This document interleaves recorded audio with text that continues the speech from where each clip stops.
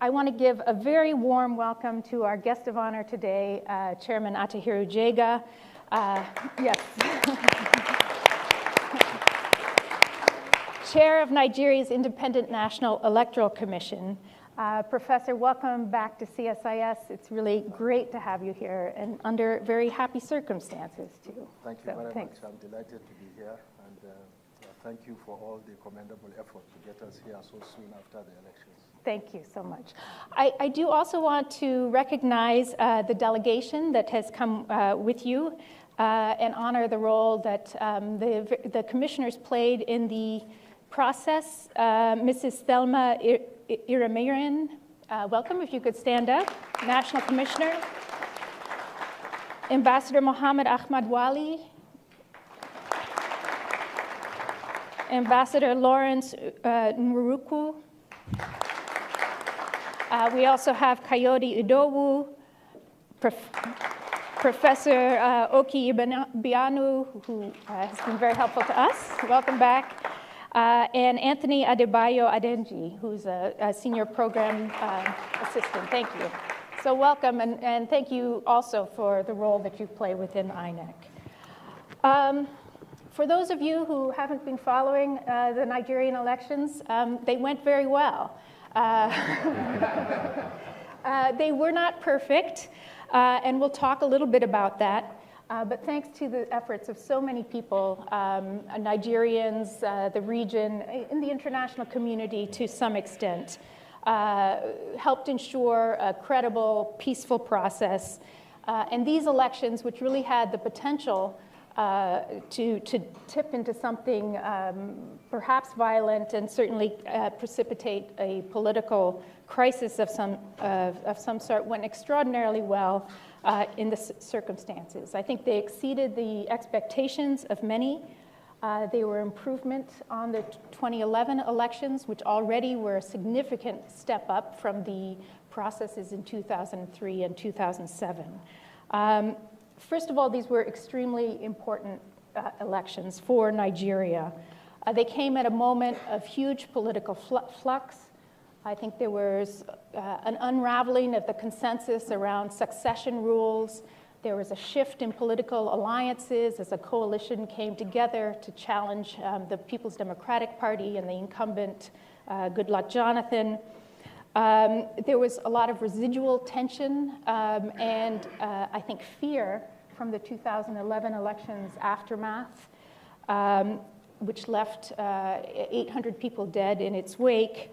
And of course, there were the predations of Boko Haram in the northeast and the possibility of an unraveling of an amnesty in the South in the oil-producing Niger Delta. There was no clear-cut winner going into these elections. The Nigerian rumor and conspiracy mill was in full force.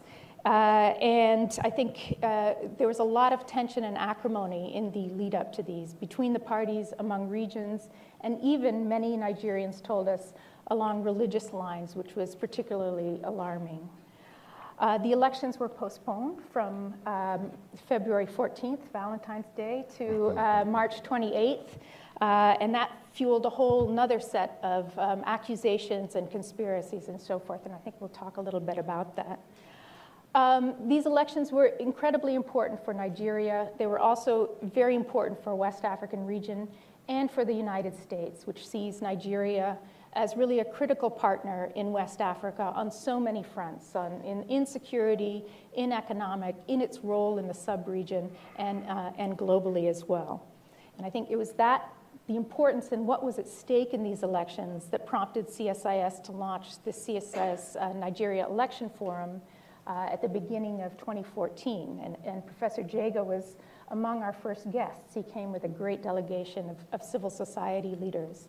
The forum was sponsored by the Ford Foundation Nigeria.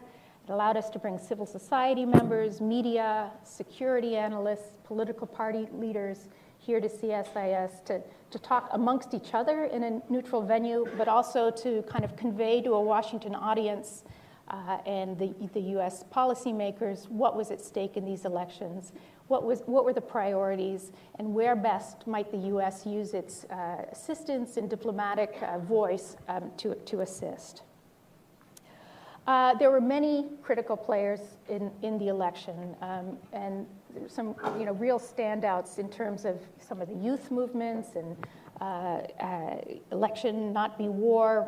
We're going to have the representative from that campaign coming in a few weeks, to the Council of the Wise, to the Peace Council, civil society that used technologies and social media in messaging, in monitoring the elections, political leaders who played a mixed role, I would say. But in the end, I think President Jonathan, who graciously conceded, and President Buhari, now President Buhari, who gave a really, I think, very strong inaugural speech that was quite inspiring, I think, to bring Nigerians together again after this very raucous election cycle. But at the center, and with many responsibilities and many expectations on their shoulders, was the INEC, the Independent National Electoral Commission. And Professor Jega, as the leader of that, really, I think, deserves standout recognition among the many players that contributed to the success of these elections. Innovations set in place in 2011. I think your demeanor throughout the process, taking criticism calmly, taking notes, really unflappable, unperturbed by the political conspiracy mill that was kind of flying around you, and ultimately delivered what were not perfect elections, but were credible elections. And we talk a lot about institutions over individuals, but I think individuals also can make a difference within institutions. And I think Professor Jega did a lot to boost the credibility of the elections, of the Electoral Commission, and that says a great deal. I won't go too into depth on your biography. Professor Jega studied at Ahmadu Bello University. He was actually one of John Payton's students, I believe, and John Payton is not with us today, but he's somewhere watching us on the web, so we'll say hello to John Payton. And eventually went back, he received a PhD from Northwestern University, and returned to the political science department in Bayero University as a lecturer, eventually appointed vice chancellor. I only go into his background because there's going to be a lot of speculation on what you do next.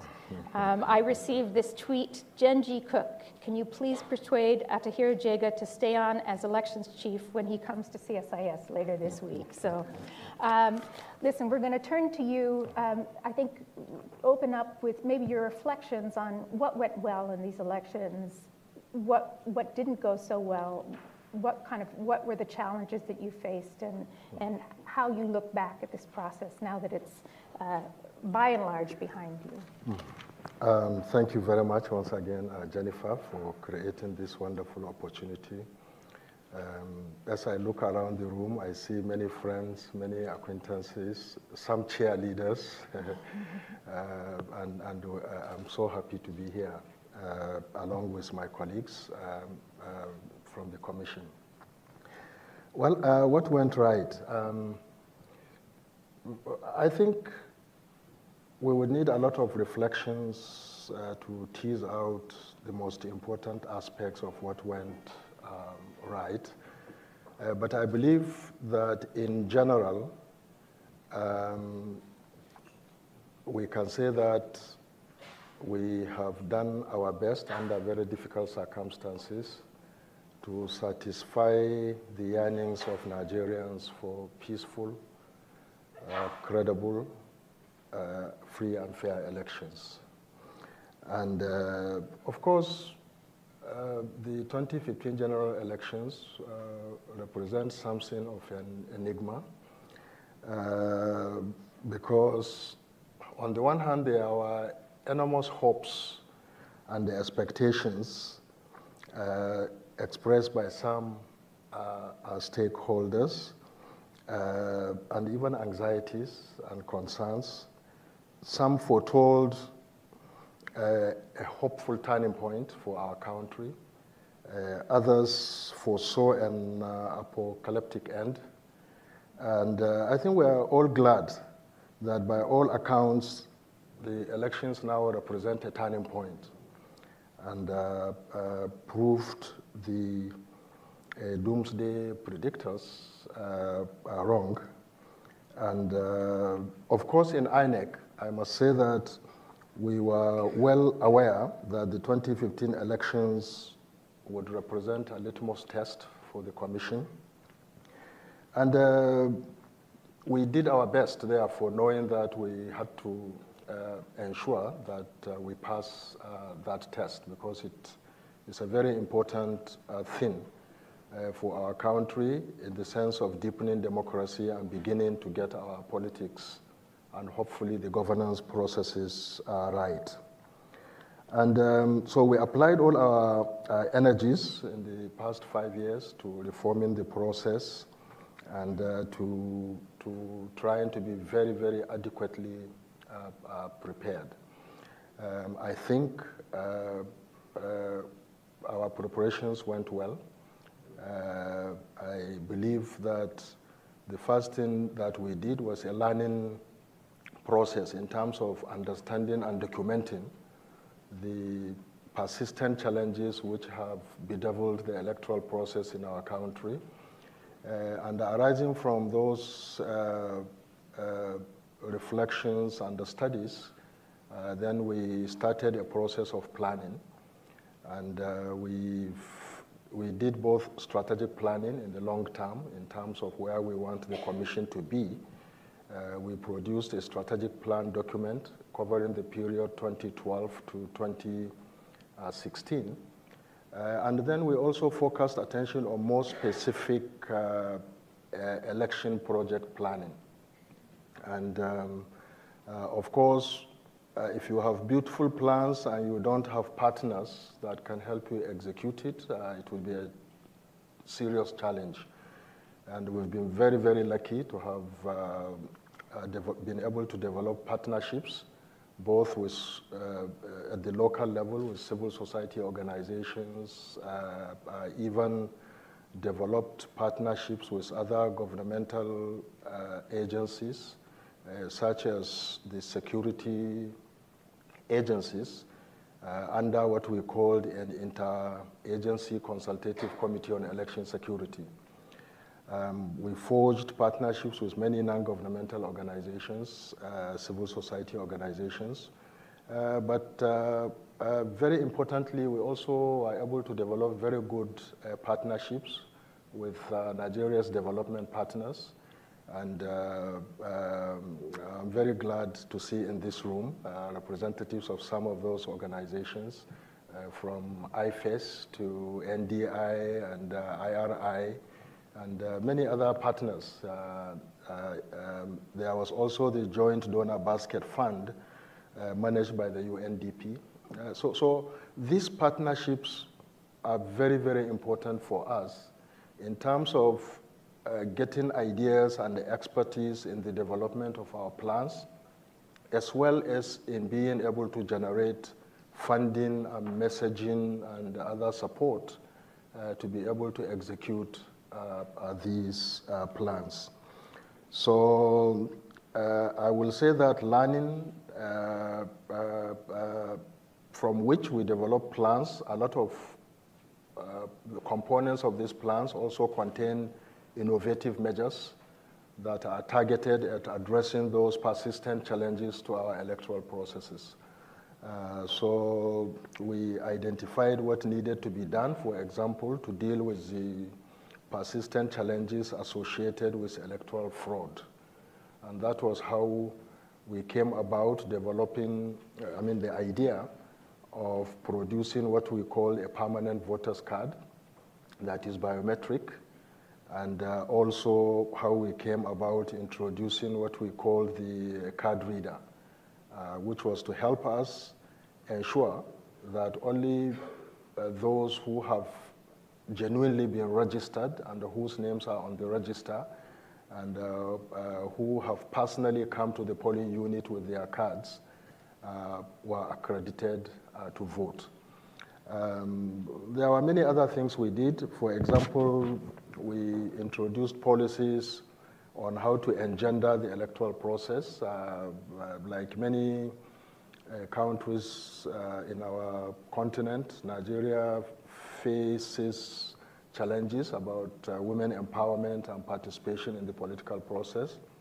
So we developed a gender policy, and that helped us to begin to encourage and motivate and create avenues for increased women participation in politics.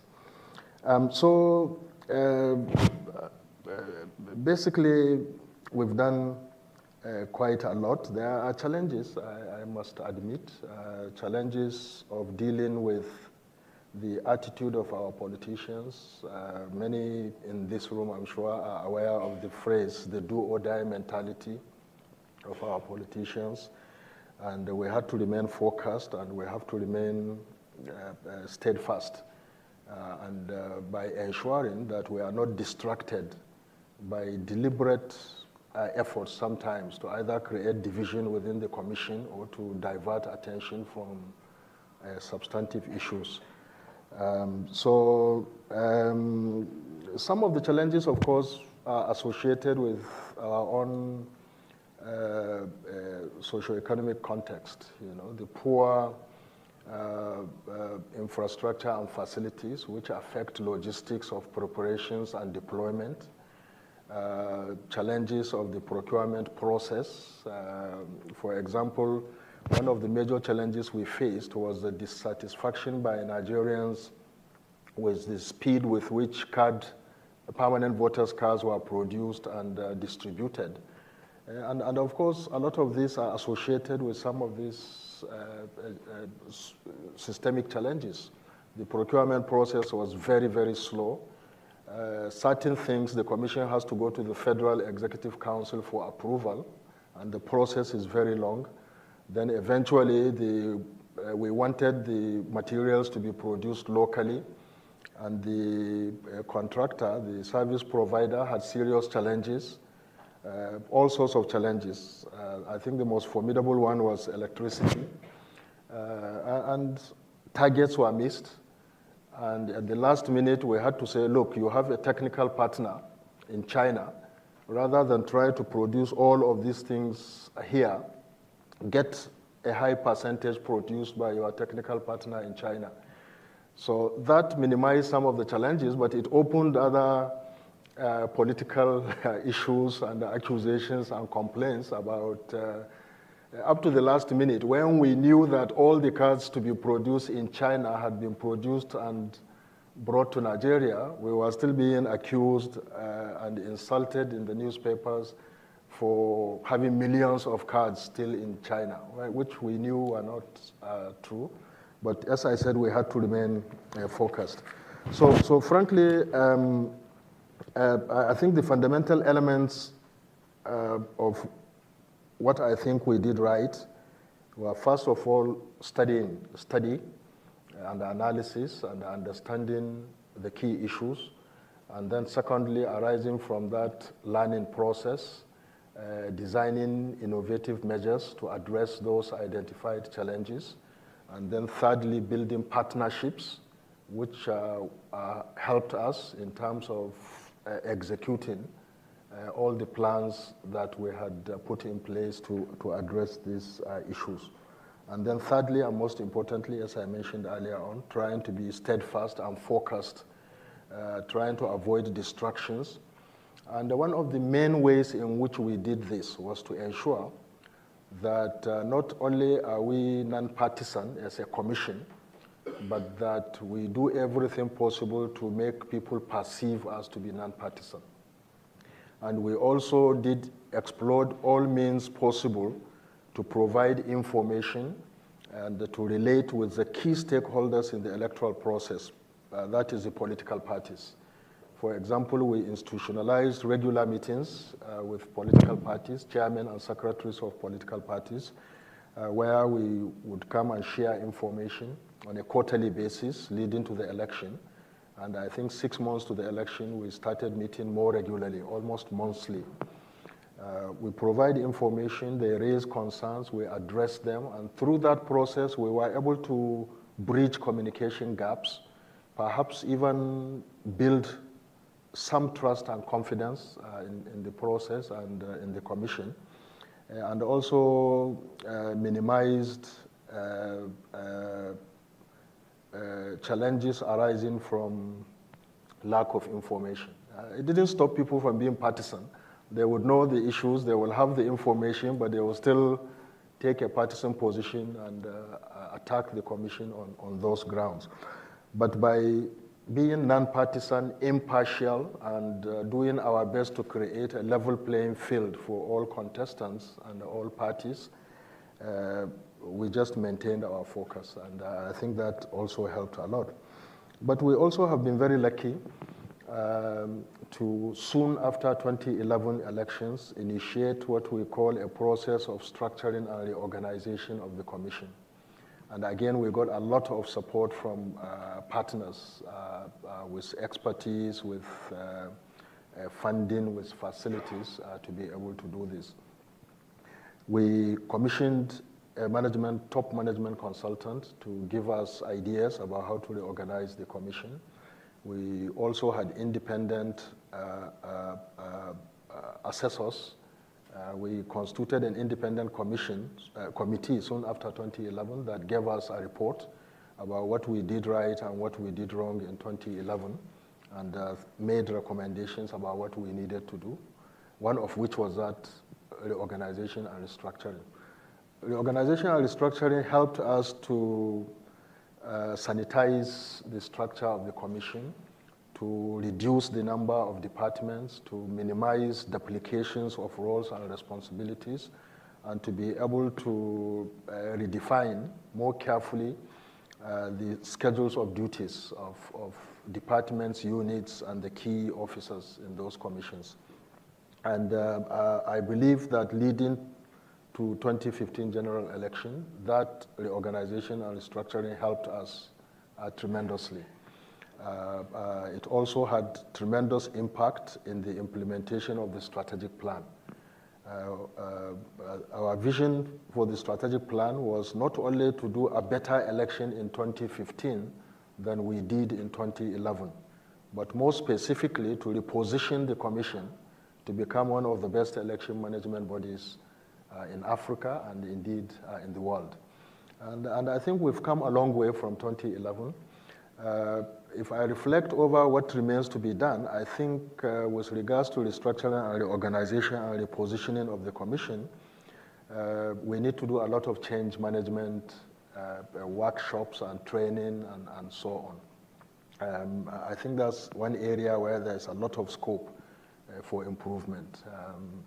To have a competent, independent electoral commission, we need to have professionally trained, skilled, competent staff.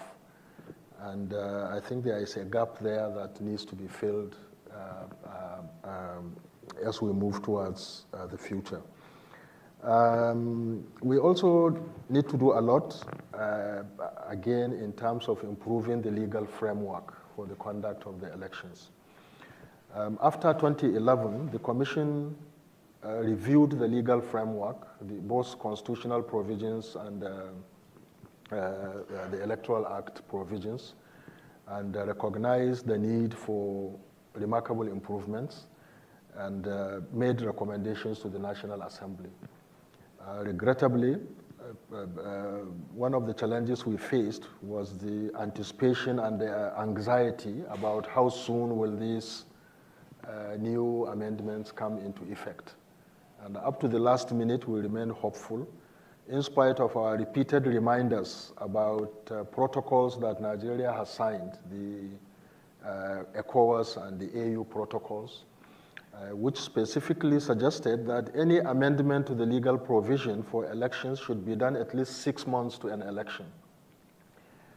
We were not successful, and we had to do the election with the same legal framework that we did in 2011. So it was okay, but it would have been better. I give you 2 examples of what we would have wanted to see an improvement on. One, and we're very, very lucky, the provision regarding runoff election was almost impossible to comply with, and it's a constitutional provision. The Commission is required to do a runoff election when or if it becomes necessary within 7 days. And we don't know any country where a runoff election is organized within 7 days. In fact, from our studies, the average seems to be 6 weeks. So we recommended that that should be amended before the 2015 election. It wasn't. So really, a lot of our prayers, my prayers certainly, while we were doing the election, was hoping that there will not be a runoff election, because it would have created a constitutional crisis. The Constitution says do runoff in 7 days. It's impossible to do a runoff election in 7 days. We tried, we prepared for it. For example, what we did, just like we did in 2011, was to print the ballot papers in anticipation of a runoff election. You know? But doing that also has its own problems and could be challenged by those who lost the runoff election. Because we had to put every party on the ballot, whereas a runoff election is supposed to be between only parties that have the highest number of votes, the two parties, the leading party and the follow-up party. You know? But there was no other way to do it, because there is no way you can produce ballot papers in 1 week and still be able to deploy for an election. So that's a major issue, and I think in driving the reform process forward, we have to pay a lot of attention and give priority to that. The second one is about internal party democracy. You know, it's something we've all been talking about. The Electoral Act has two contradictory provisions. One provision says that in nominating candidates, candidates in political parties should emerge through a democratic process. And by this provision of Section 87, it implied that there has to be an election, there has to be a winner. But then Section 31 of the Electoral Act said that when a party submits a candidate as his nominated candidate to INEC, to the Electoral Commission, it cannot be rejected for any reason whatsoever. You know, and of course, trust our parties. Virtually every one of the parties nominated candidates that did not meet democratic principles. We have seen candidates nominated who did not even participate in the primaries of parties. We have seen candidates where there is somebody who emerged as number 1 and number 3 or number 4 were submitted by the parties because they knew that we could not reject it for any reason whatsoever. So there are quite a number of areas. Some of them are very, very minor, which could have helped the efficiency of the Commission. I think one example in that regard is about conducting by-elections. If somebody dies and they need to be replaced, we have to conduct a by-election. But we can only conduct, one provision says we must conduct a by-election within, I think, 2 or 3 weeks. But then we cannot conduct a by-election until and unless we are notified by the either State Assembly or the Speaker of the National Assembly or the President of the Senate. So we could see that we knew we would have information that somebody died, but there would be no communication, you know, and then time provided in law would elapse, and there is nothing we could do about it. So we made recommendations about sanitizing those kinds of vagueness or ambiguity in the process. But I think in general, as I have said, we believe that our planning and our methodology went right. It didn't result in a perfect election. There are still outstanding challenges, but at least it helped us to deliver to the satisfaction of majority of Nigerians, their expectation of free, fair, credible, and peaceful election. And we benefited a lot from partners and even from government commitment itself to the process. Because I think time will come when positive things will be said about Jonathan's government in terms of the support it gave to the commission. All the funding required was provided for. In the past, in Nigeria, deliberate efforts were made to undermine the independence of the commission through manipulation of the funding or financing process. Also, deliberate efforts were made to undermine the integrity of the commission. There may be many partisan efforts, but none we could directly attribute to President Jonathan or to the government as such. So I think these are very, very important things, because driving further electoral reforms further for the future, and it's a lesson also for many African countries, would require the commitment of government to free democratic elections and to guaranteeing the independence of the Electoral Commission. Perhaps in Nigeria, that independence can be further improved upon, again through legal reforms, by reviewing the provisions for the appointment of the chairman, the national commissioners, and the resident electoral commissioners. There are as many ideas as are possible about what can be done, but there are also better models in the African context which we can learn from. Certainly, the way in which the commission is appointed in Kenya and to some extent in South Africa are better in terms of protecting the independence of the commission than the ways in which it's appointed in Nigeria. That method of appointment has not constrained us or in any way negatively affected the discharge of our responsibilities, but it can be made better for the future. I think I've taken so much time, but let me just say that the most important thing to bear, I believe, in the context of countries like ours, is that good elections are important, but they are not enough for democratic sustenance and socio-economic transformation of a country. They are important. They are necessary, but they are not sufficient, as social scientists say. And I think in Nigeria, we need to begin to recognize that good elections are only the starting point. Yes, we've done good elections. We must sustain that. We must not allow regression. We must keep on lifting the bar. But that's one aspect. The other aspect, I believe, is that good elections must translate into good democratic governance for them to be truly transformative in addressing the key challenges that a country like Nigeria faces. So, and I'm sure that is the hope and the expectation of many Nigerians with this new change that we are witnessing. So thank you very much. Great, thank you.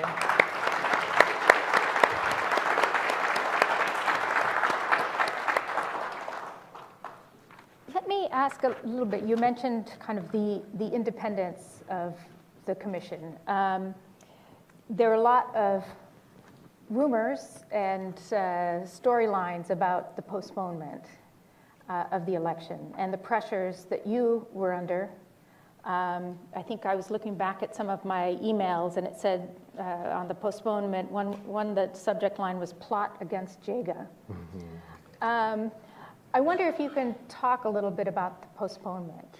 I mean, there was a complete revamp of the registration, and then the delays on the permanent voter cards that you mentioned.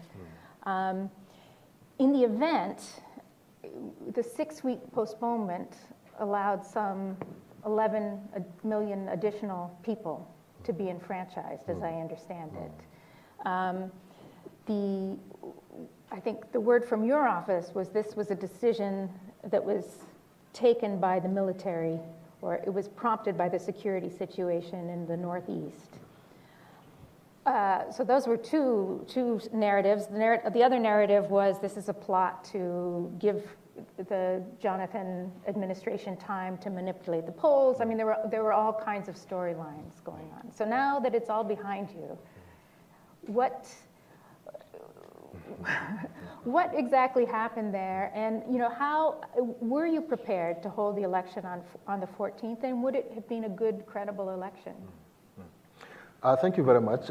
First of all, I will say that we were prepared to do the election as we originally scheduled it, and we believed that it would have been a good election.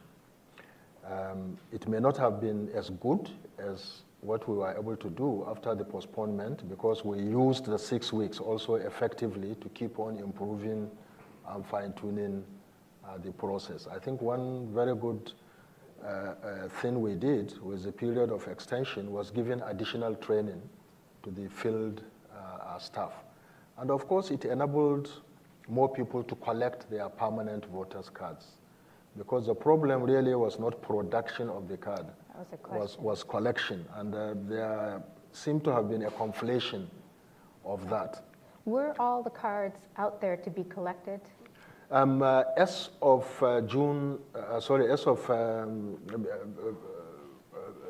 February 28th, there were about 2 million cards that had not been printed. That is 2 million out of close to 69 million cards. But all tens of millions of cards are already in the field for collection, and people are not coming out to collect them. And we had no facility or infrastructure to deliver cards to people in their door-by-door residences. And we also deliberately, as a commission, decided to not allow collection by proxy, because otherwise many people would have truly been disenfranchised, because other people would have gone and collected other people's cards, and there is no way that they would have got it back once that had happened. But more specifically about the postponement, I will tell you what happened. What happened was that we were invited as a commission to the Office of the National Security Advisor, and we had a meeting with all the service chiefs, including the Inspector General of the Police, and we were told at that meeting that there is a compelling reason to recommend a postponement of the election. And they wanted us as a commission to consider this reason and take the decision, because constitutionally it is the decision of the commission. And they said that they have now got a window of opportunity in terms of fighting insurgency in the Northeast region. And they are devoting a lot of their energies into this. And what is the window of opportunity? Two things.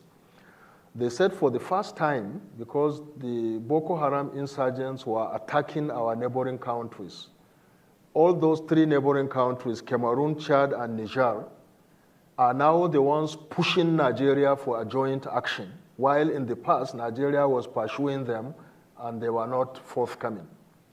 And then secondly, they said they had just received delivery of military equipment that they had ordered for a very, very long time.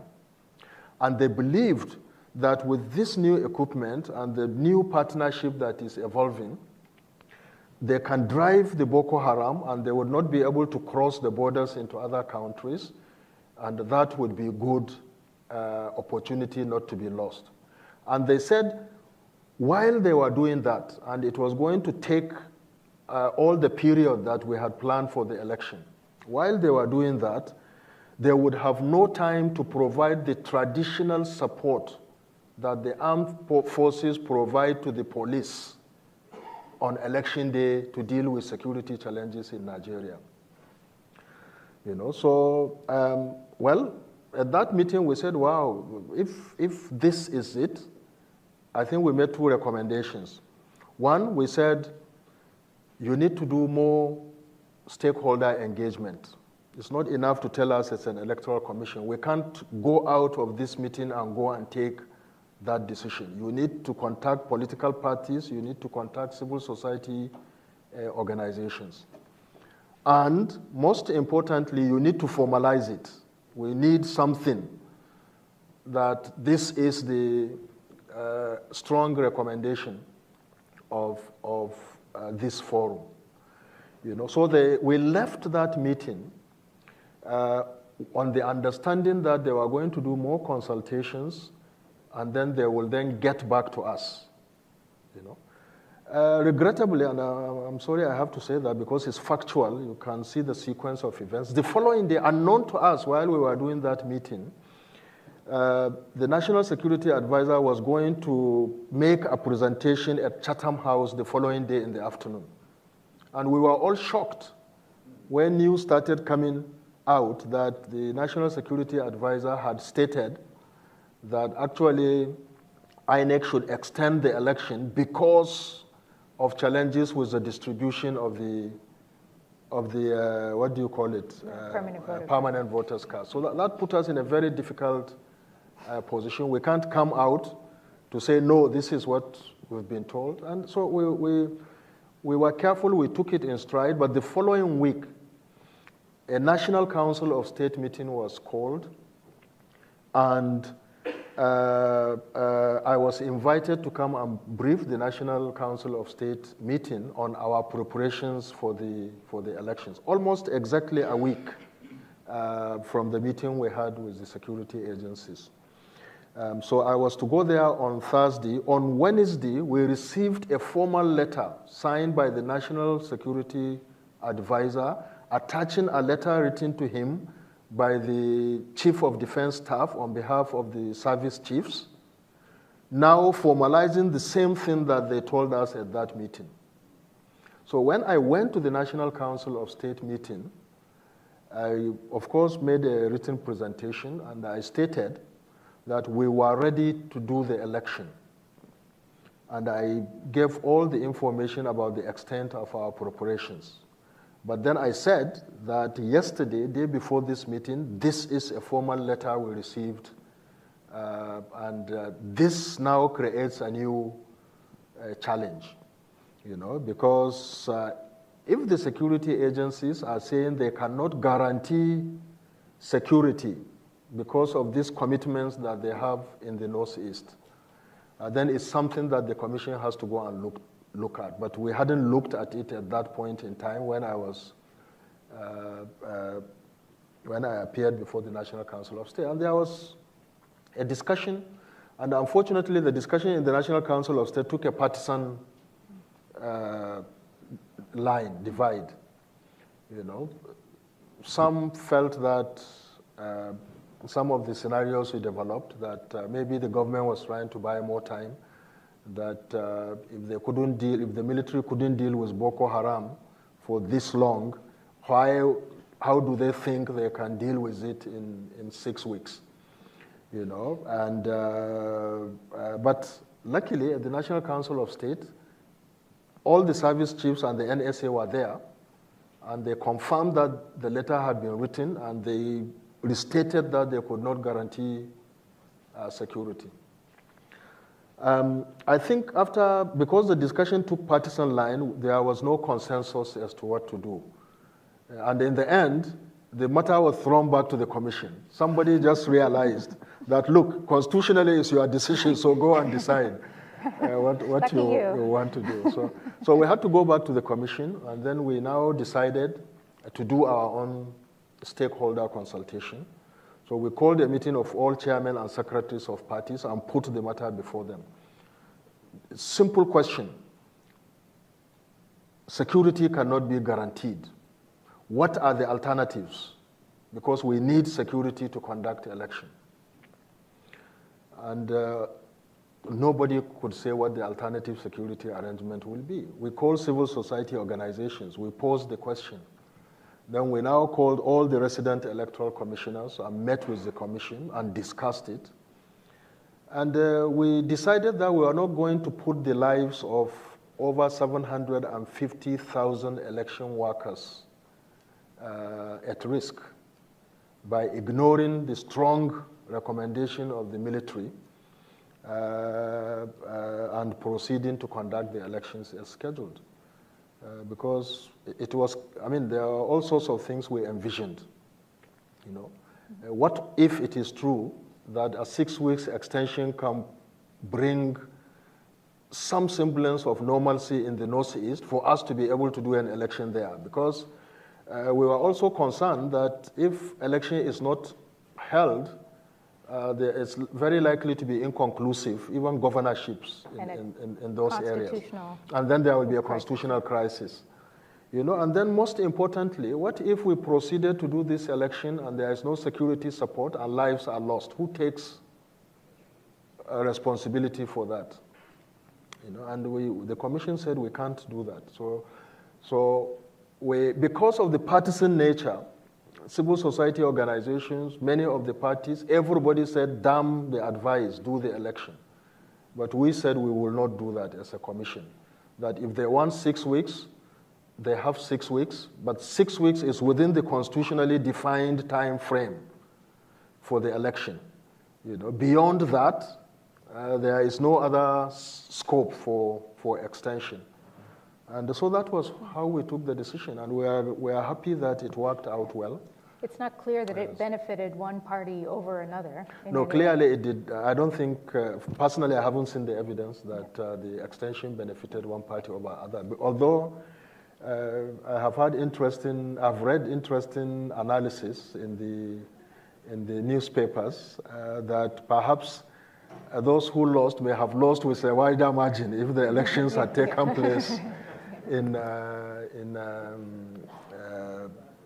as earlier scheduled. But frankly, I haven't seen any concrete evidence one way or the other. Besides which, with 1 million more people franchised, with a regional concentration in the South, it probably added more credibility. No, definitely it did. By the loser, yeah. to the losing side. Yes, no, definitely that's a point.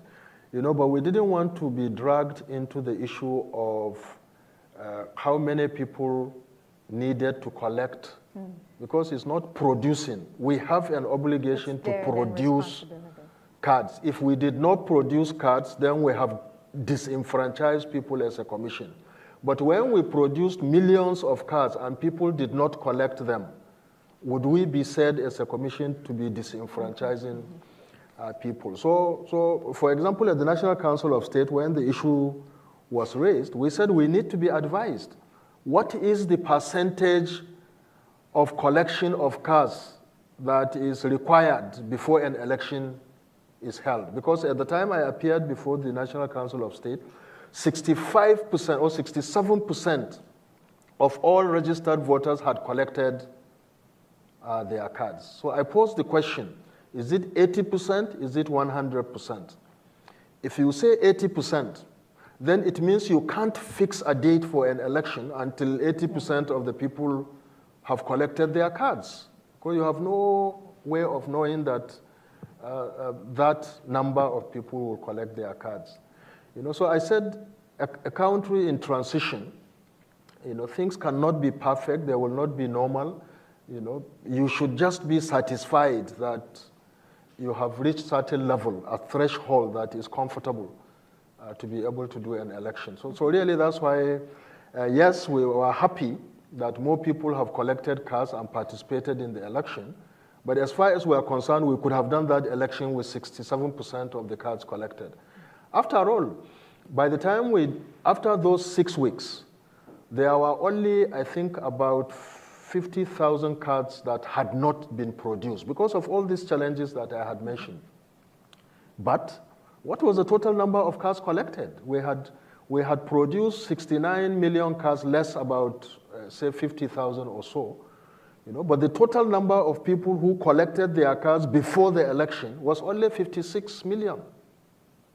So would we have said that don't do that election until the remaining about 15 million or 13 million or so have collected their cards? So they are very interesting questions that challenge both the theory and practice of democracy in a transitional context such as ours.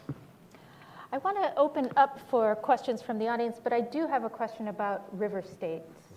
And we saw from the Transitional Monitoring Group early on how their figures diverged quite a bit from the official count in a way that suggested that they must have been manipulated, that it wasn't stuffing, it was manipulation of the results as they moved up the collation chain. The commission would have caught that eventually, but it would have been after results were announced.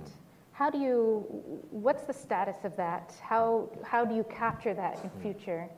And what's the plan now? Thank you very much. Rivers had become quite a big issue, but we did our best to be able to have enough information to take an informed decision before results were returned. We received a petition indicating massive irregularities in Rivers State, making allegations about use of fake result sheets, about use of photocopied result sheets, about substitution of trained INEC personnel with partisans who would do the beating of some parties. And in fact, an allegation that in the majority of the polling units in Rivers State that no election had taken place. And they are very, very serious allegations. So immediately, and the letter came before we started compiling and announcing the results. So we immediately constituted a 3-man team of national commissioners with a secretariat to go to Rivers State and investigate these allegations. And of course, we had limited time frame, and they were there, I think, for no more than 12 hours, certainly less than a day. And they came back, and the report they gave us, they investigated all. First of all, it wasn't true that in the majority of polling units, no election took place. In fact, the evidence was that in the overwhelming majority of the polling units, election had taken place. It wasn't true that there were fake result sheets. They couldn't find any. They couldn't find any photocopy. And what they did when they went, they asked for all the result sheets from all the polling units to be brought to them. And when they were brought, they sampled. Of course, they can't go through everything, but they sampled, and they couldn't find any evidence to support the massive allegations. So they came back. When they came back, I also insisted that we needed all the result sheets to be brought to the commission.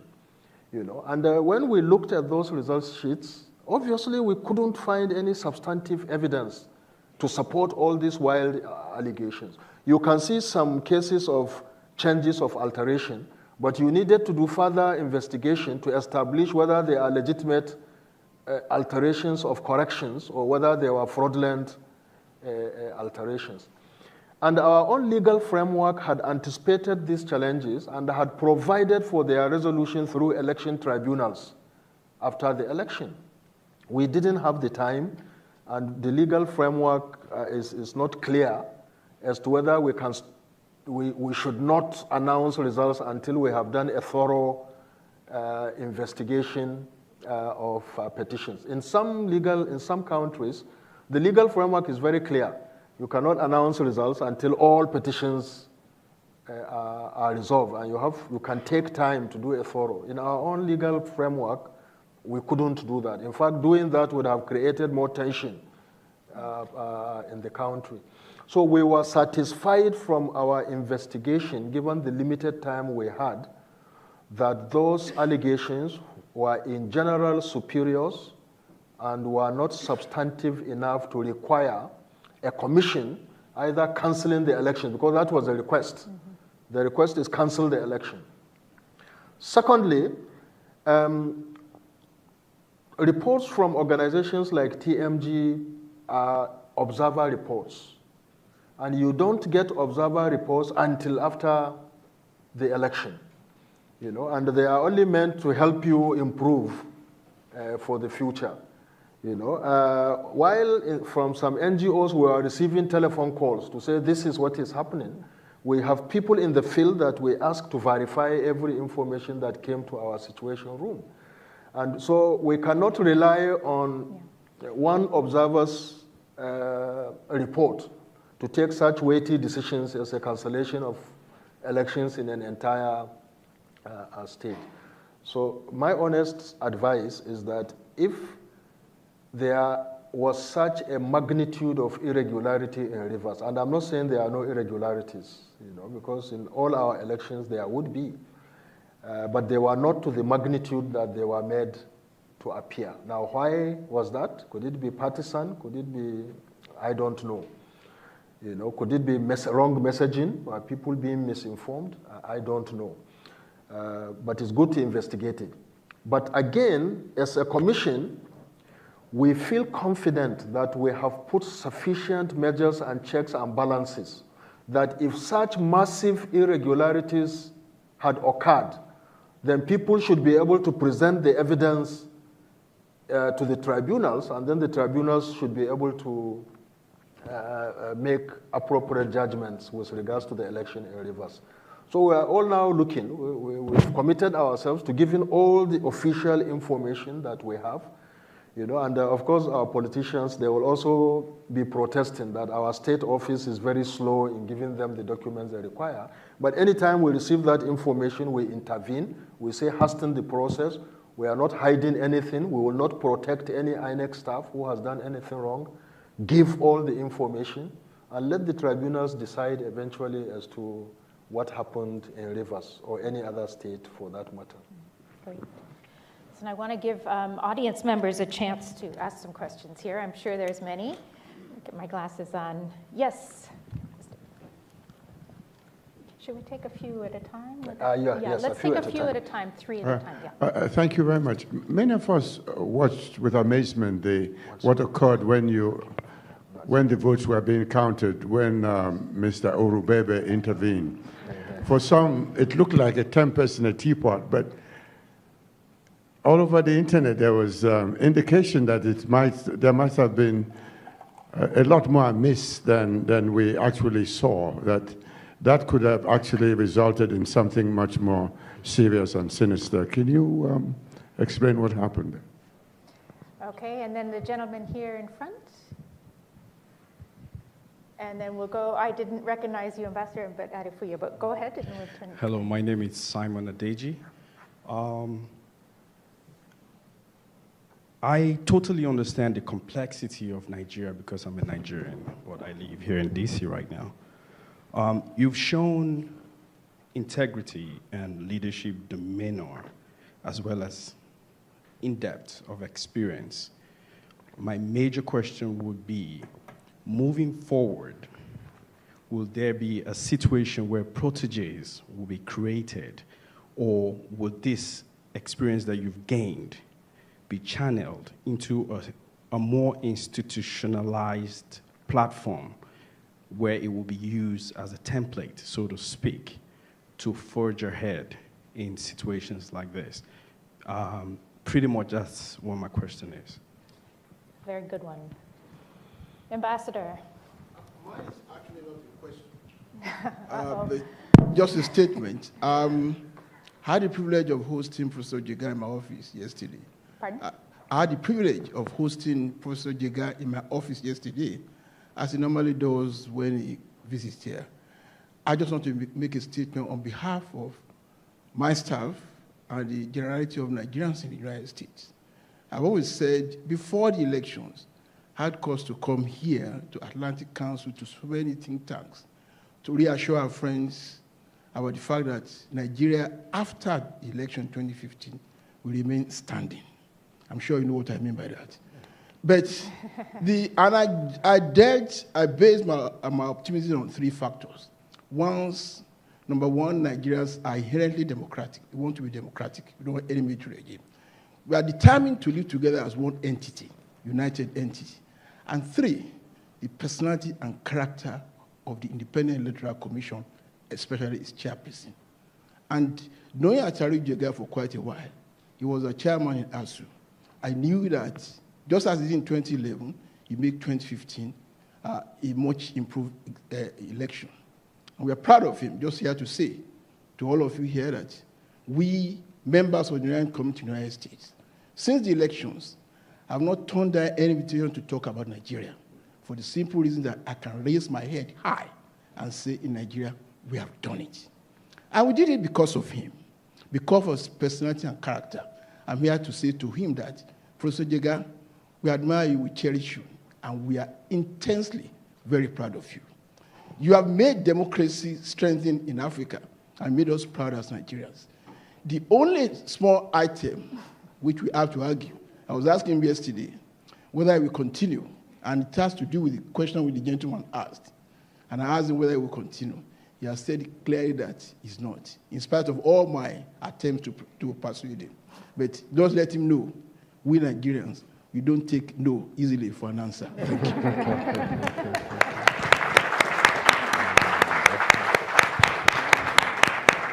Thank you, Ambassador. Let's take one more before we turn back. Yes, the gentleman. My name is Laia Begun. My own question is practical one that happened. My own son was born and raised in Lagos, but when he was serving for National Youth Service, he was posted to Cross River State in Calabar to serve. It was during that time that he registered for voting in Calabar, but he has left Calabar, finished his service, moved back to Lagos during the election. So he was not allowed to vote. It was stated that you can only vote where you register. So what are you doing to improve this situation? Because many that I know, at least 4 or 5 students like that, who went and served in different states, they were not allowed to vote. So what are you doing to improve this? Because this affected disfranchisement of many voters in Nigeria, particularly in Lagos State. That's my question. And a good one, because I just want to give a shout out to the Youth Corps, who is so dedicated, so inspiring, and so energizing in these elections.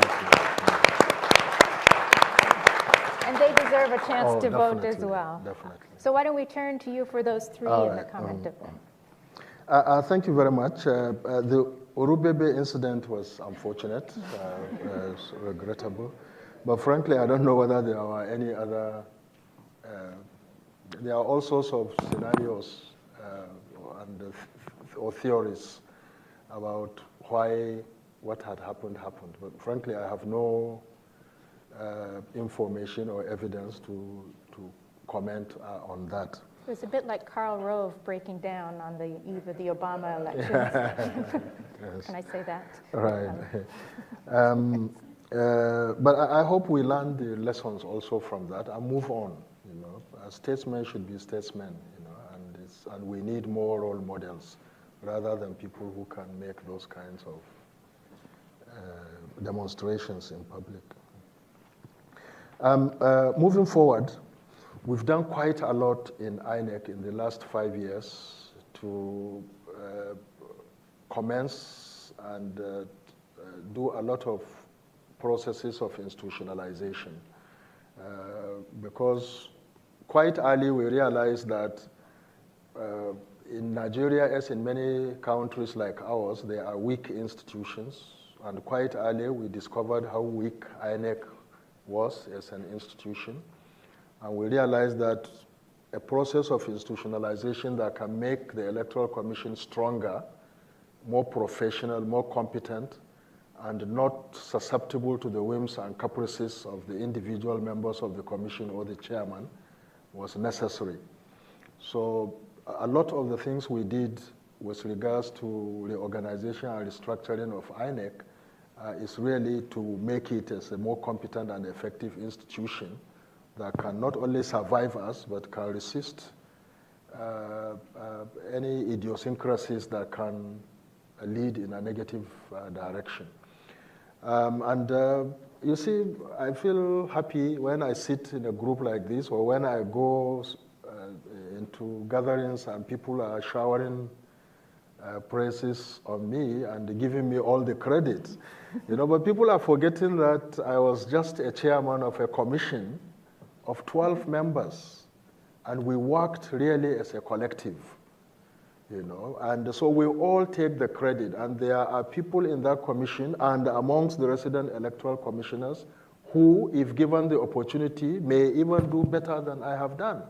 Nigeria is a country with such incredibly talented people who have either been denied opportunity or who have been frustrated and made indifferent by the crisis of governance in our country. I never knew I was going to be a chairman of the Electoral Commission. I had the opportunity, I did my best. There are many other people out there who can add value, who can keep on improving on what we've been able to do for the future. So really, when I said in the commission we think this is a turning point, we believe so. And what is required now is sustainability and avoidance of regression. And there are many people in the commission, as well as outside of the commission, who, given the opportunity, will be able to keep on raising the bar of the electoral process. So I have little concerns about sustainability and about institutionalization. I believe the foundation is there, and there are so many people. I think what is important, obviously, is to recognize the need for continuity. And continuity is not about the chairman. It's about the commission, and that is what is most important. So frankly, I think there is a lot to be pleased about. It's not to underestimate the challenges of institutionalization and the keeping on improving and reforming the process. But I think there are many people in INEC who can do that, and many who have been happy with the reform process, who, if given the opportunity, can also add value. Ambassador, I can't say anything more than thank you for your very kind words, as usual. But remember, I'm a Nigerian also. If you say no, I can say no. So but I really thank you for your very kind words. But I think the key challenge for all of us as Nigerians is not to spend so much time in the euphoria of being happy with what has happened. Yes, there is a lot to be happy about, but we all have to reinforce our commitment to ensuring, as I have said, that good elections are not enough. You have to convert the outcome of that good election to good democratic governance. It's a big challenge, and we all have individuals' role to play. So we shouldn't just sit back and be gloating about a wonderful and excellent election, and allow things to get back to, the muddling process. Because in Nigeria, we specialize in muddling through our problems. So really, for me, I think that is a key challenge that we use every opportunity to emphasize. NYSC, I will join you to give another round of applause for our young men and women of the National Youth Service Corps. Frankly, as many of you are aware, these are young men and women who have just finished their degree or national diploma, who have just graduated from a tertiary institution, and who are on 1-year compulsory national service. And they are posted to states other than their own, because the NYSC emerged as part of that effort to help the process of national integration, so that if people serve in other countries, they will make friends and they will know the culture, and it will impact on their psyche and also help in national integration. So in INEC, when we were confronted with the challenge of the numbers of people we need to work in an election as ad hoc workers or temporary workers, we started thinking about what to do. In the Nigerian context, if we do what other countries do, which is you advertise and you select and you appoint, we had tremendous apprehensions that politicians will corner the process of who works as an ad hoc staff in the electoral process.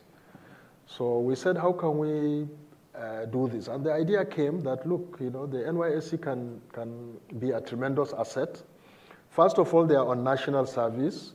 Many of them are passionate about this national service. Even the few who are not so passionate want to get their certificates. Because in Nigeria, you can't get a job if you are a graduate and you don't have the certificate, the National Youth Service Corps certificate.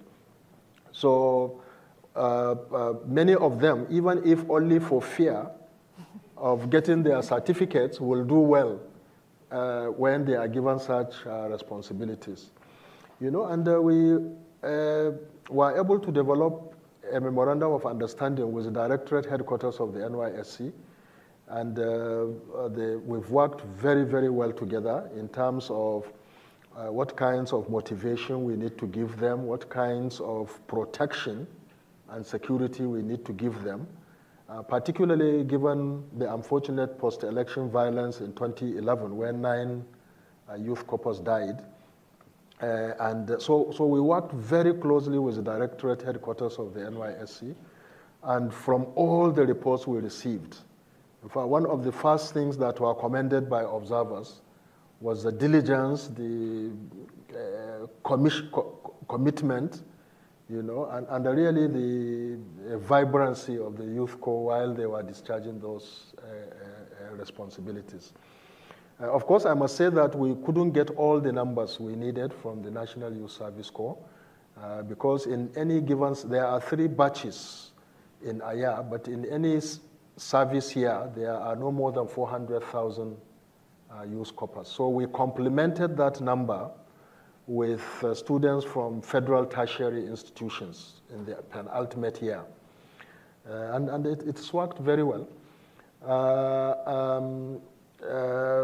I mean, it's really formidable to use 400,000 and at the end of an exercise to have no more than 10, maximum 20 of them that can be disciplined for any infraction or irregularity. It's simply amazing. So with every opportunity we have, we say thank you to them because the success is also more attributable to their field commitment and fearlessness, because many of them also worked under very, very intimidating contexts. Now, the issue of transfer, registering in one place and not being able to vote. The legal framework provides for transfer, and people can do a transfer up to 30 days before an election, even though it's one of the things that we recommended for an amendment. Because we are required to publish the register for the election 30 days before an election. But we were also required to do transfers up to 30 days before an election. So it's really almost technically impossible to transfer somebody on the 30th day and still be able to put him or her on the register for the election. So that was one area we wanted sanitized. But the point I'm making is that any person who has registered, regardless of who they are, once they move, they have an opportunity to have their registration status transferred well in advance of the election. And many Nigerians transferred before the 2015 general election. So I don't know what would have happened. Maybe they were not aware about the transfer process, or maybe it was too late when they moved, but that opportunity is there. But for me, that's not really the most worrying aspect about disenfranchising the youth corpus.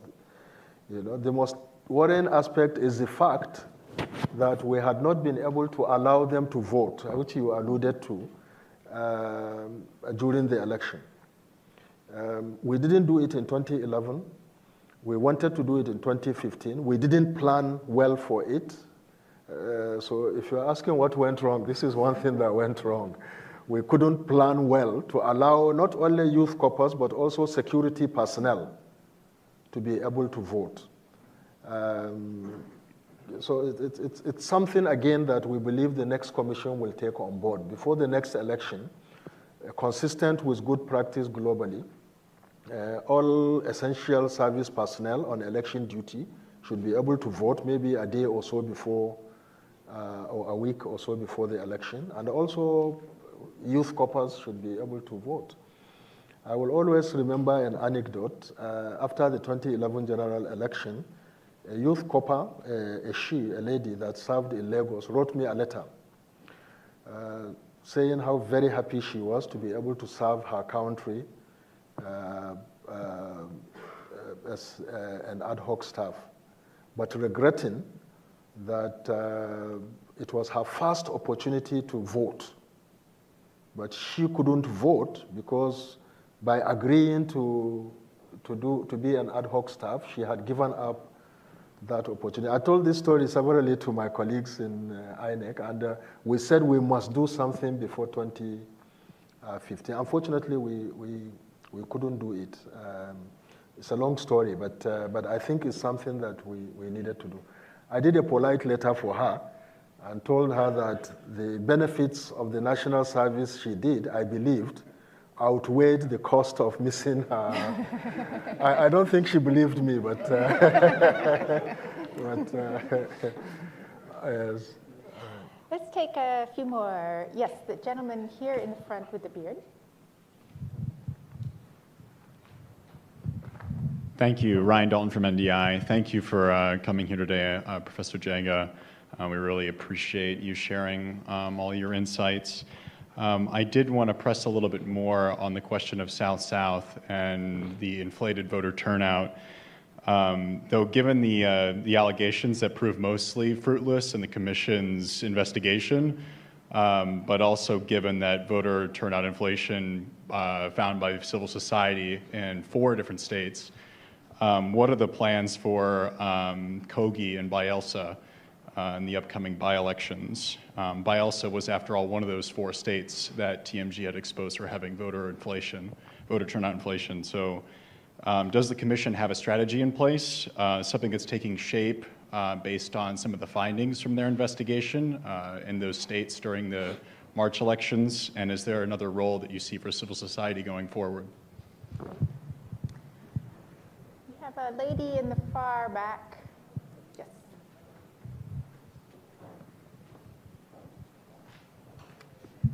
Thank you. Prof, my question to you is... If you could introduce yourself. What? If you could introduce yourself. Oh, okay. I'm Shotude Viola. I'm a recent graduate from National Defense University.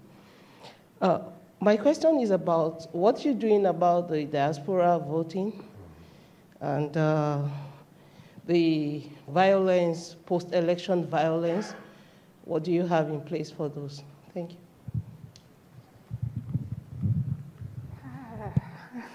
Okay, well, do the there's, oops, she got her hand down now. Yes, the gentleman there, and then me, and then here. And then I think we have to call it. I'm Casey Obioha. I'm from California through Nigeria. I'm a Nigerian but live in California. I'm in the private sector. I manufacture products, and Nigeria is a major market for my brand. Professor Jega, everybody praises you, and you're so humble to say that, hey, take me out of this. There's a system, there's a structure I've put in place. I just want to borrow from you economic development. America puts so much emphasis on elections. Conduct good elections, you become a democracy. And I hear you saying that it takes more than elections, especially in Nigeria, to bring up opportunities, create jobs, so that the average Nigerian can live a better life. There are other institutions that need a Professor Jega. So we need to document your good practices and see if we can transfer that to the judiciary, rule of law, and other institutions that strengthen democracy in Africa. But the major issue, which you diplomatically put away. It's the executive in Africa is so powerful that they subvert democratic institutions. But it wasn't done with INEC. Ambassador pleaded with you to stay back, but again, as a professional, your answer is that, hey, I have people that can do what I've done. But can you tell us how we can create other Professor Jegas in the other institutions that will enhance democracy in Nigeria? Thank you very much.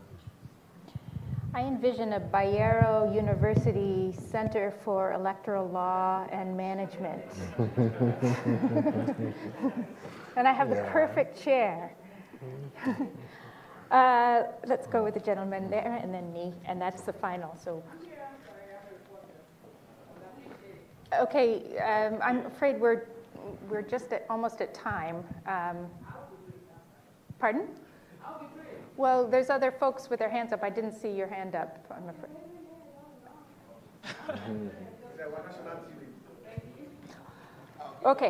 Okay, Nee's giving it up. Okay, let's go with the gentleman here, and we'll end with the report.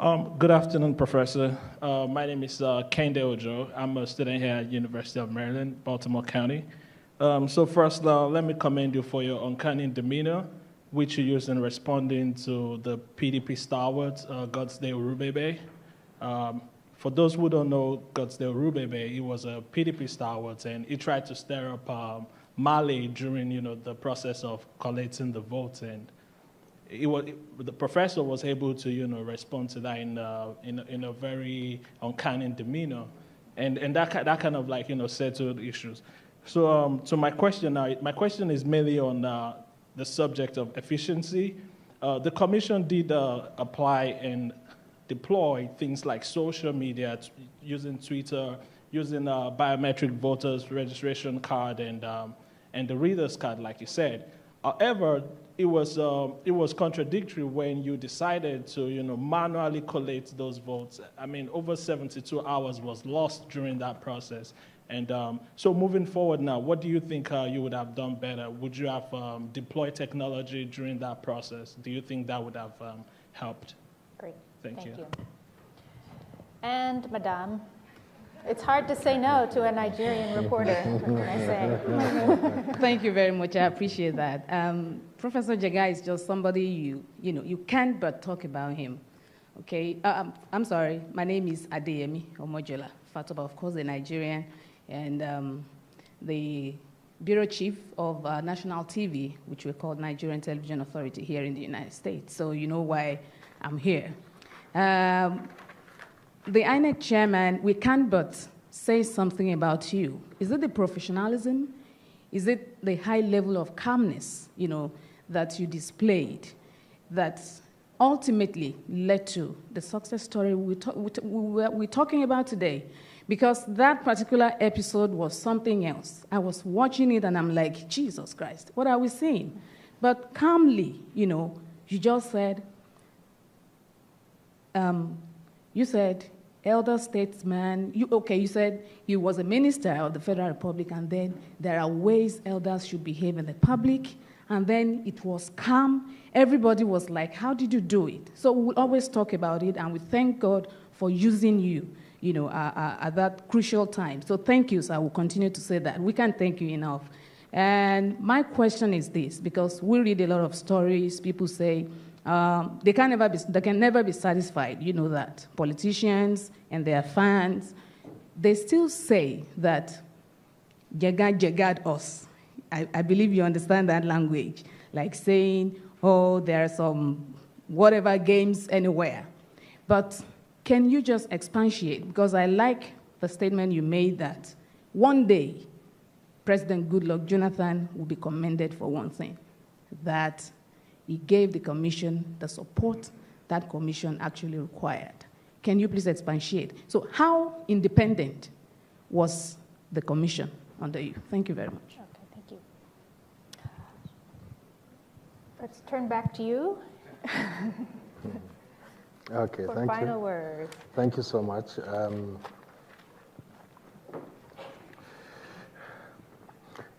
Frankly, the question from the gentleman from NDI, there isn't much I can say about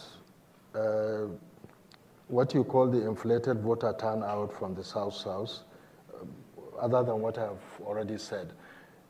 I believe that if those irregularities are so massive, the evidence will come out sooner or later. And then we will know how come we were not able to find it when the commission tried to investigate what happened before the announcement. What is clear to me is that there are sufficient checks and balances that we put in place that would make it impossible for such massive rigging, if it had occurred, to go undetected, and therefore to not be reversed. You know, we did our best. We didn't find sufficient grounds to support the allegations made. And we certainly couldn't take decision on the basis of information we are getting from NGOs because we had field officers. In fact, one best way that NGOs had helped us was as things were going on. For example, if as things were going on during the election in Rivers State, NGOs were sending us information to say we are in this polling unit and nothing is going on. There is no election in this polling unit. We have monitors in the field that we can ask to go and verify that information. But the TMG information people are talking about is something that has been compiled from what they said they did, the parallel tabulation, and which we only saw after the election had taken place. So what is the source of that data? Because you also have to be careful. Who were the people deployed in the field? Who generated that information? How was it fed in? You know, I'm not questioning the integrity of the process because I know they did a commendable job and they've done their best. You know, but there are a lot of unanswered questions that we need to interrogate. So I think the elections and the turnout in the South-South will, I'm glad my friends in the academia are here. We should put PhDs to start studying what actually happened in the elections in the South-South, you know. So, but beyond that, frankly, there isn't much I can say. For example, as I speak with you, one of the things we wanted to do, we've done it, but we have not completed it. As I speak with you, we have scanned 95% of the result sheets from all the polling units. 95% is still not 100%. And we will put that on the website. And I will not be surprised, you know, if some of this information now begins to go to court as, what do you call it, material evidence for the tribunal adjudication. You know, so is it that these are fake result sheets that are produced and put? That will come out in the tribunal and we'll find who is responsible for doing that.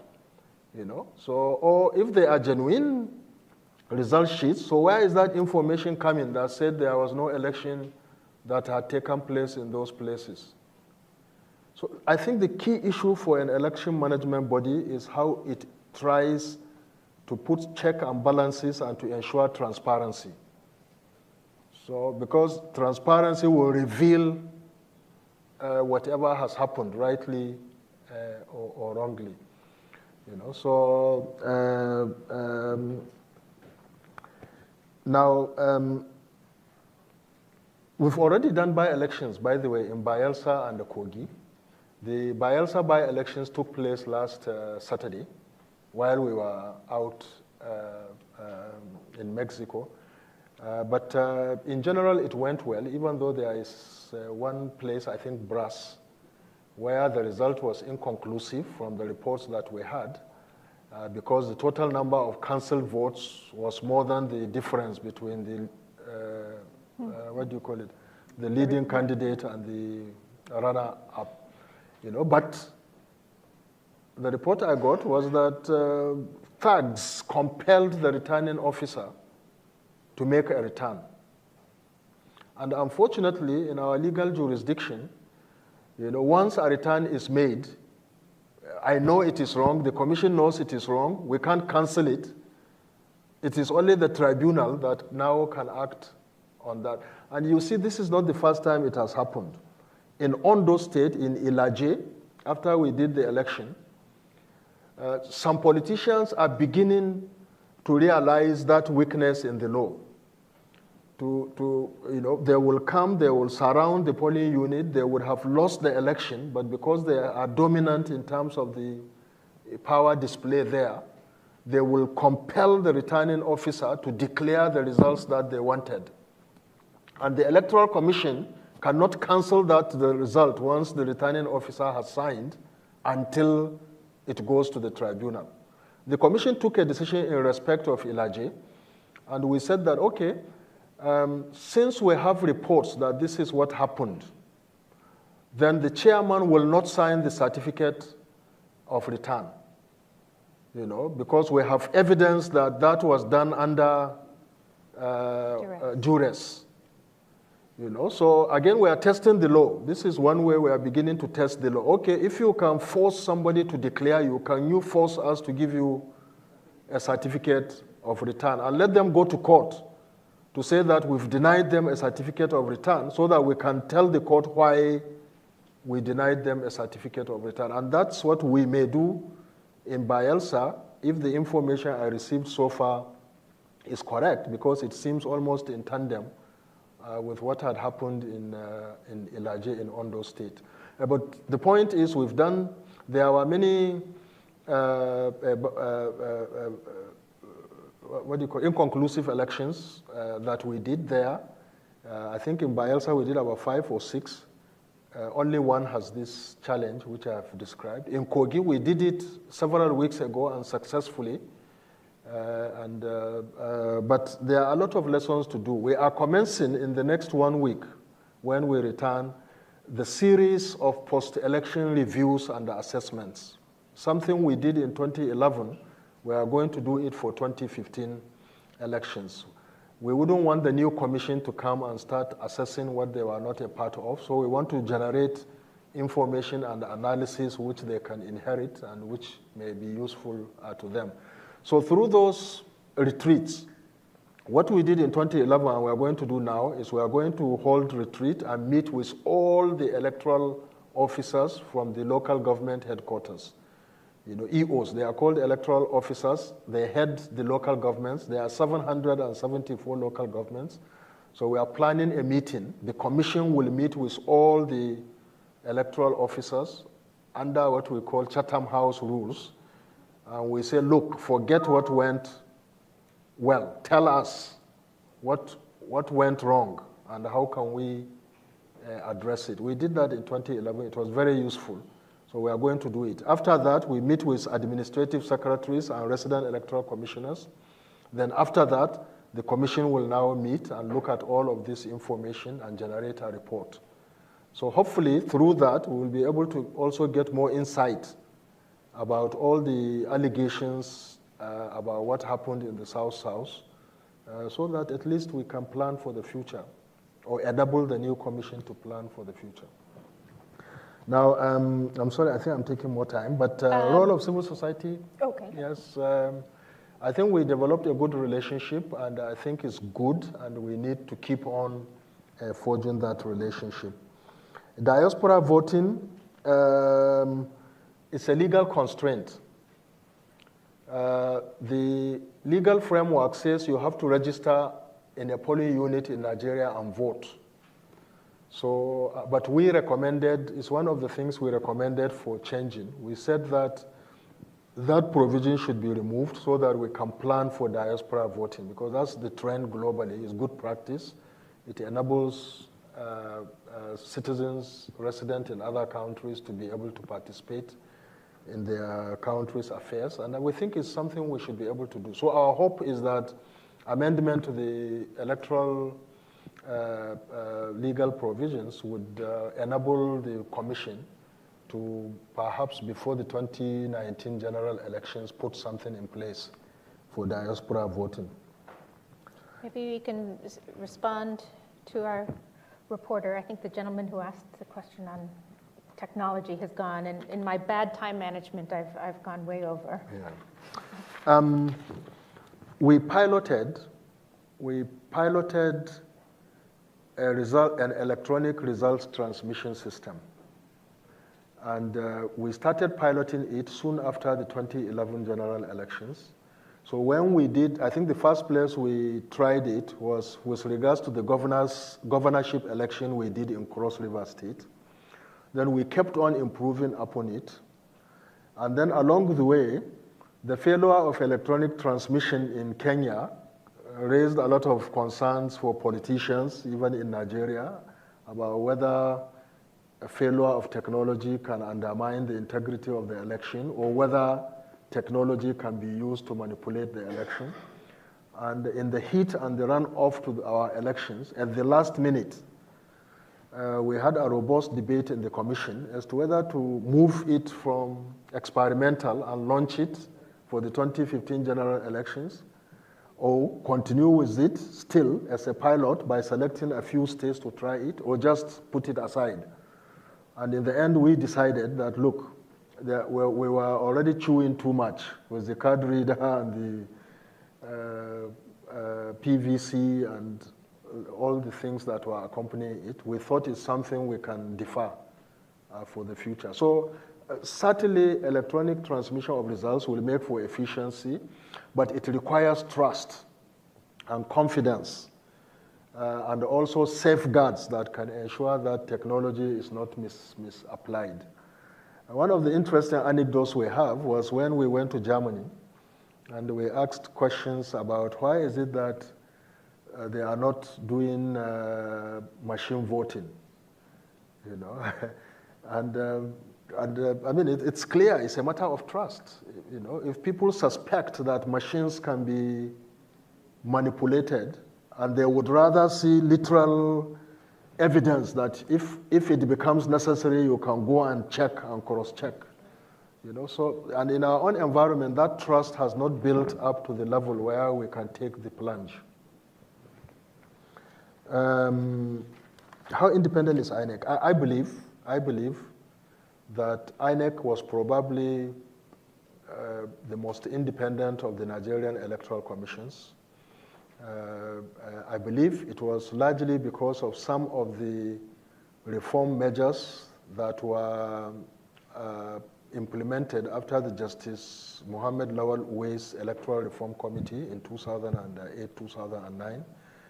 For example, arising from that committee's work, the financial autonomy of the commission was guaranteed. We were no longer, as a commission, having to go cap in hand.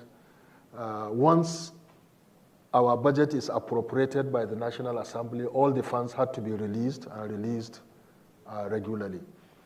Although, of course, the budgeting process itself had its own complications. But in general, we enjoyed greater financial autonomy than previous commissions. And we enjoyed greater support and encouragement from the government on a non-partisan basis, recognizing our independence, I believe, than all previous commissions. And that's where, personally, I give credit to the Jonathan administration. You know, we went to them and said we want to do PVC, and they agreed and they put it in our budget. We said after PVC, we want to do card readers, and they agreed and they put it in our budget. Of course, subsequently, some partisans realized that the card reader and PVC were going to prevent irregularities, and they mounted a last-minute ditch effort to get us to truncate all those. We said no. We said we can't spend this much money on something that we believe can work, and then simply because some people are raising objection, we just put it aside. So, and we remained focused. And I think in the end, we are all pleased that it worked well and it added value to the process. You know, so I think the key challenge is to ensure that the next commission gets even more support and encouragement from the government than we have got, because that is what can further strengthen that independence. And also appoint credible people, appointments that can make for continuity and also that can add to the credibility of the commission. Thank you. We are at time, so I'm reluctant to close this down because I could ask questions the rest of the afternoon. Professor Jega, thank you so much. I think one of the key things throughout your tenure has been documenting what went wrong as well as what went right, learning from it, and that has been from election to election, but it's also been from week to week and month to month. And I think, to me, that feedback of accountability and learning has been really critical to the success of INEC. And as the young man here said, I hope that cycle of learning and feedback continues to kind of build the capacities of the institution. I don't know what your plans are next.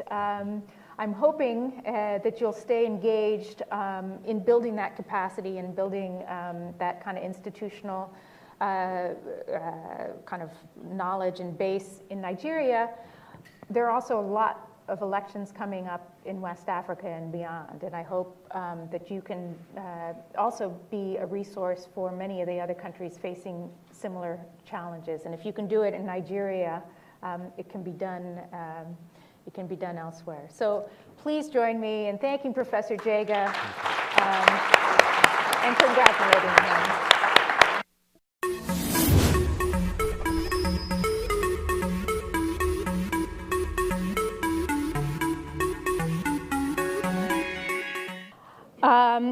I want to give a very warm welcome to our guest of honor today, Chairman Attahiru Jega. Yes. Chair of Nigeria's Independent National Electoral Commission. Professor, welcome back to CSIS. It's really great to have you here and under very happy circumstances, too. Thank you very thanks. much. I'm delighted to be here, and thank you for all the commendable effort to get us here so soon after the elections. Thank you so much. I do also want to recognize the delegation that has come with you and honor the role that the commissioners played in the process. Mrs. Thelma Iramiran, welcome, if you could stand up. National Commissioner. Ambassador Mohammed Ahmad Wali. Ambassador Lawrence Nwaruku. We also have Coyote Idowu, Professor Oki Bianu, who has been very helpful to us. Welcome back. And Anthony Adebayo Adenji, who's a senior program assistant. Thank you. So welcome, and thank you also for the role that you play within INEC. For those of you who haven't been following the Nigerian elections, they went very well. They were not perfect, and we'll talk a little bit about that. But thanks to the efforts of so many people, Nigerians, the region, in the international community to some extent, helped ensure a credible, peaceful process. And these elections, which really were incredibly important for Nigeria. They were also very important for West African region and for the United States, which sees Nigeria as really a critical partner in West Africa on so many fronts, in insecurity, in economic, in its role in the sub-region, and globally as well. And I think it was the importance and what was at stake in these elections that prompted CSIS to launch the CSIS Nigeria Election Forum at the beginning of 2014. And Professor Jega was among our first guests. He came with a great delegation of civil society leaders. The forum was sponsored by the Ford Foundation Nigeria. It allowed us to bring civil society members, media, security analysts, political party leaders here to CSIS to talk amongst each other in a neutral venue, but also to kind of convey to a Washington audience and the US policymakers, what was at stake in these elections, what were the priorities, and where best might the US use its assistance and diplomatic voice to assist. There were many critical players in the election, and some real standouts in terms of some of the youth movements and election not be war. We're going to have the representative from that campaign coming in a few weeks, to the Council of the Wise, to the Peace Council, civil society that used technologies and social media in messaging, in monitoring the elections. Political leaders who played a mixed role, I would say. But in the end, I think President Jonathan, who graciously conceded, and President Buhari, now President Buhari, who gave a really, I think, very strong inaugural speech that was quite inspiring, I think, to bring Nigerians together again after this very raucous election cycle. But at the center, and with many responsibilities and many expectations on their shoulders, was the INEC, the Independent National Electoral Commission. And Professor Jega, as the leader of that, really, I think, deserves standout recognition among the many players that contributed to the success of these elections. Innovations set in place in 2011, I think your demeanor throughout the process, taking criticism calmly, taking notes, really unflappable, unperturbed by the political conspiracy mill that was kind of flying around you, and ultimately delivered what were not perfect elections, but were credible elections. And we talk a lot about institutions over individuals, but I think individuals also can make a difference within institutions. And I think Professor Jega did a lot to boost the credibility of the elections, of the Electoral Commission, and that says a great deal. I won't go too into depth on your biography. Professor Jega studied at Ahmadu Bello University. He was actually one of John Payden's students, I believe, and John Payden is not with us today, but he's somewhere watching us on the web, so we'll say hello to John Payden. And eventually went back, he received a PhD from Northwestern University, and returned to the political science department in Bayero University as a lecturer, eventually appointed vice chancellor. I only go into his background because there's going to be a lot of speculation on what you do next. I received this tweet, Genji Cook, can you please persuade Attahiru Jega to stay on as elections chief when he comes to CSIS later this week? So listen, we're going to turn to you, I think open up with maybe your reflections on what went well in these elections, what didn't go so well, what were the challenges that you faced, and how you look back at this process now that it's by and large behind you. Thank you very much once again, Jennifer, for creating this wonderful opportunity.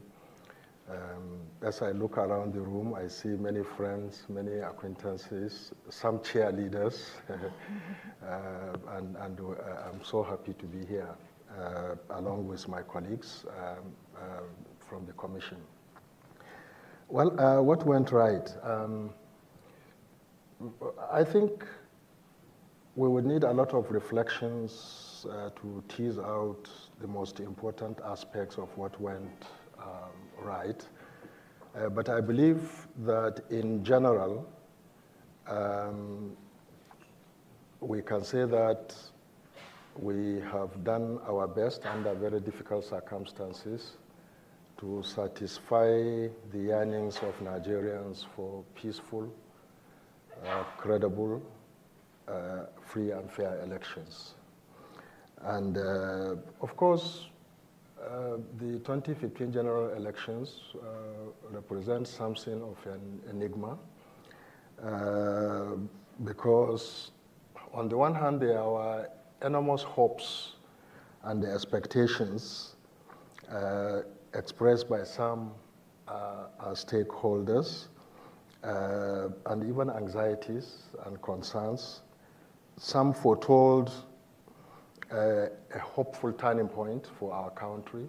The potential to tip into something perhaps violent and certainly precipitate a political crisis of some sort went extraordinarily well in the circumstances. I think they exceeded the expectations of many. They were improvement on the 2011 elections, which already were a significant step up from the processes in 2003 and 2007. First of all, these were extremely important elections for Nigeria. They came at a moment of huge political flux. I think there was an unraveling of the consensus around succession rules. There was a shift in political alliances as a coalition came together to challenge the People's Democratic Party and the incumbent Goodluck Jonathan. There was a lot of residual tension and I think fear from the 2011 elections aftermath, which left 800 people dead in its wake. And of course, there were the predations of Boko Haram in the northeast and the possibility of an unraveling of an amnesty in the south-south in the oil-producing Niger Delta. There was no clear-cut winner going into these elections. The Nigerian rumor and conspiracy mill was in full force. And I think there was a lot of tension and acrimony in the lead up to these between the parties, among regions, and even many Nigerians told us along religious lines, which was particularly alarming. The elections were postponed from February 14th, Valentine's Day, to March 28th. And that fueled a whole nother set of accusations and conspiracies and so forth. And I think we'll talk a little bit about that. These elections